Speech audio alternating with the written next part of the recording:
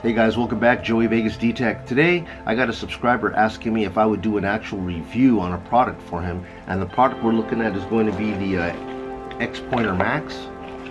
I told him, hey, you know what, I don't get none of this stuff for free, so if it doesn't cost me $1,600, man, maybe I'll go ahead and do it. So I went ahead and got the unit today, and let's go ahead and jump into it and see what it can do.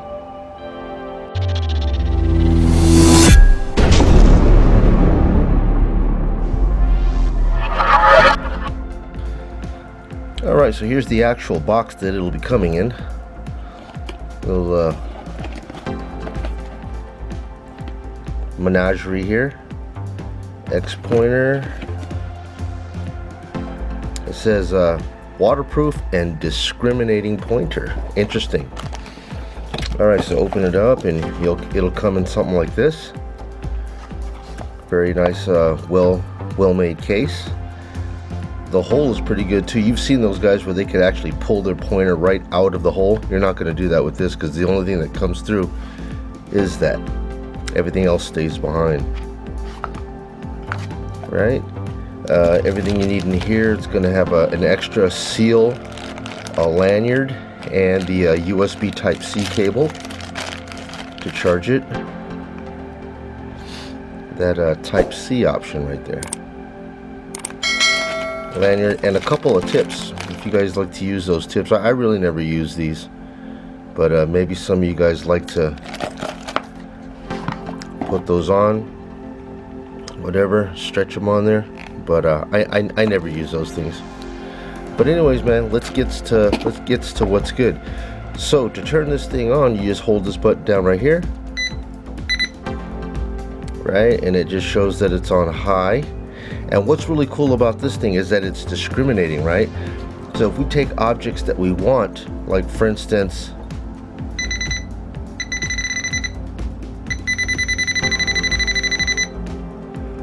gold ring, and it lights the O's up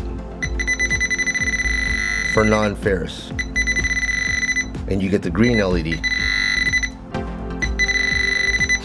But if you get something ugly like this, which we don't want, you will get a X's, and then the red comes on.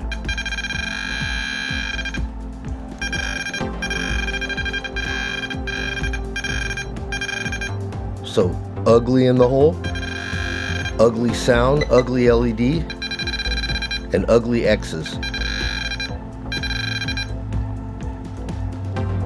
Good target that we want, good LED,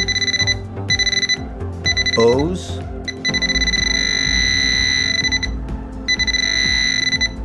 very nice, man, discriminating, right? So this is something that we want. This is something that we might want. This is something that we might want. This is something that we might not want.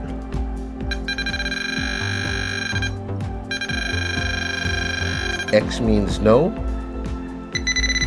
O means oh yeah. Got a flashlight in the front.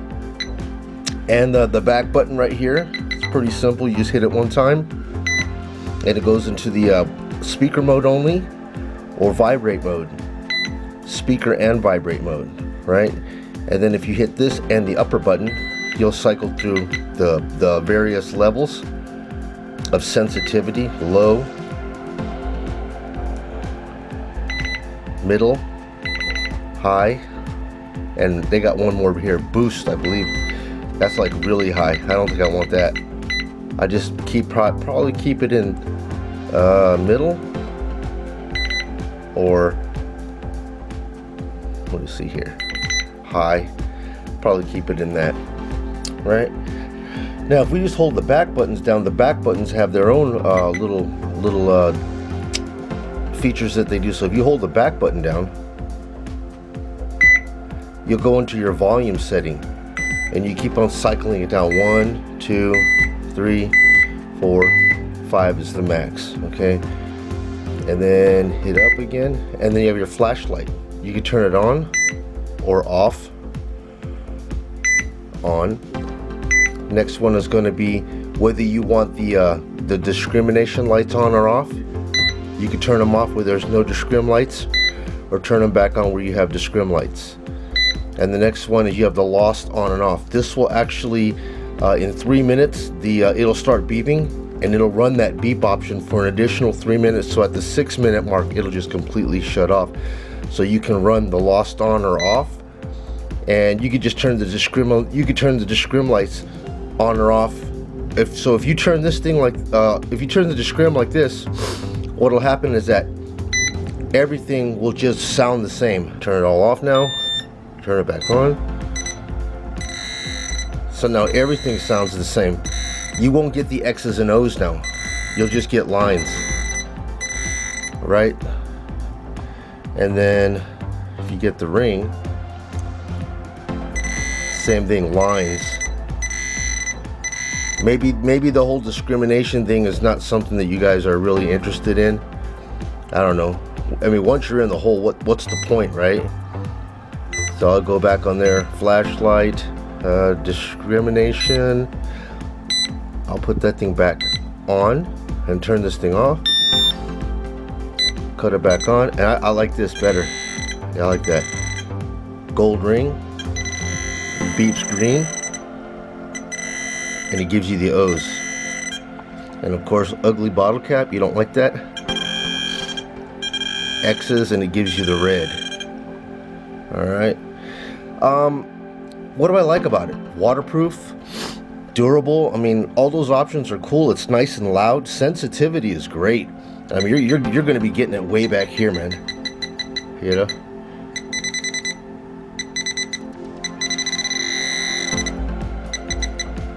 And I don't even have the boost on. With the boost on, it's going to go much deeper. Now, there's a couple of things that I would have to say about it. You're going to have to get used to is the buttons are tough, man. Okay, I won't lie. You have to hold it down for 2 seconds. Sometimes that bugs me with these pinpointers, is that if you have to hold the buttons too long to turn it on and off, that's kind of like a no-go for me, you know. I like one beep on, one beep off. And for the most part, the one beep on is good. On is good, right? To turn it off, it's 2 seconds. You have to hold it for 2. Maybe that's not much for you guys to have to hold it for 2 seconds. Sometimes it is, sometimes it's not. The button is pretty tough. Alright, as far as like, you see how it's like all molded into one? The whole shell is one sealed rubber. So there's no way for dirt and stuff to get into the button, which is going to make this button really kind of tough to push. If you have your gloves on, maybe it's going to be a little bit difficult for you to do. With the gloves off, not really a big deal. But with your gloves on, that might be a situation you might want to consider. If pushing these buttons, they're kind of tough, man. Really, I wish they were a little bit more clickety or something like that. But I mean, if it's going to be waterproof and you're going to take it underwater, they've got to seal it. So I understand. Speaker back here is this guy. So your speaker's back here, and if you unscrew this cap, you're going to get this. I seen this little teeny thing in there. I was like, what in the world is this? It's just a spare. The actual rubber ring goes right around here, and it's already got one. So they gave me an extra one.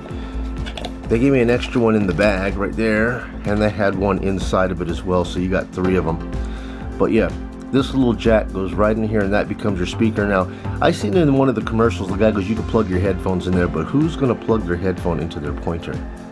I don't really understand that. Anyways, it does have a USB-C port right here that you do get in the bag to charge it with, which I just showed you right there. Should last quite a while, man. And like I said, it's waterproof as long as you got this cap on. That thing's going to go right back in there, and screw it back down, and should be good to go. Now, one point that I wanted to make that I discovered on here, yeah, it's the detection zones, right? Detection zones are kind of important to me, right? Because I know that it works great from out here and on the sides too. However, there's a dead zone right here. You see that? If you climb to the front, you'll get it, dead zone.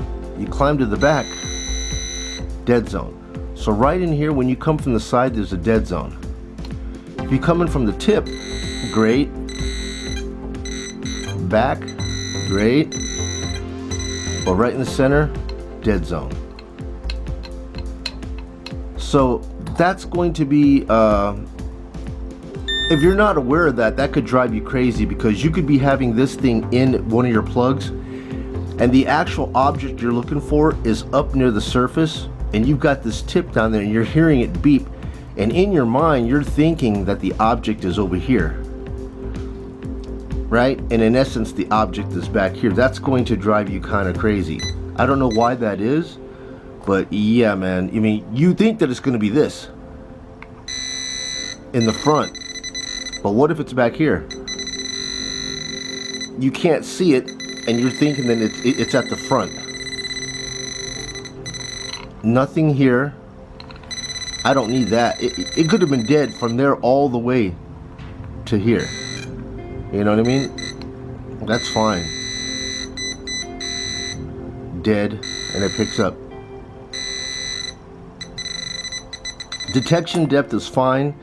I just wanted to let you guys know it's like you have a golf ball in the front and then a golf ball in the back and then nothing in the center, or like a figure 8 where there's a dead zone in the center. So I don't know, man. You guys tell me. Other than that, I can't fault this thing. This thing's really an amazing little detector. I love that. X's and O's. And yeah, you tell me what you think, man. I think I picked this thing up.